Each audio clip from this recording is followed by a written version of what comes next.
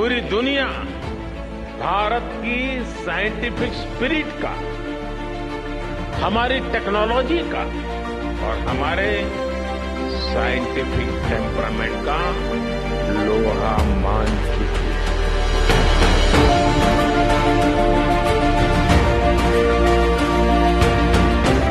मैं ये बात इसलिए कर रहा हूं दोस्तों कि आज नेशनल साइंस डे है।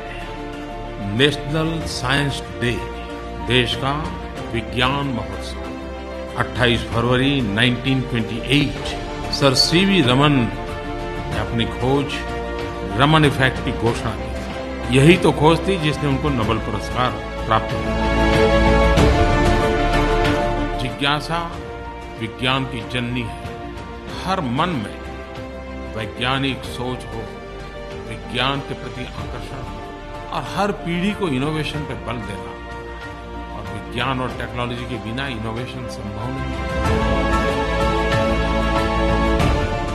आज नेशनल साइंस डे पर इनोवेशन पर बल मिले, ज्ञान, विज्ञान, टेक्नोलॉजी, ये सारी बातें हमारे विकास यात्रा के सहज हिस्से बने।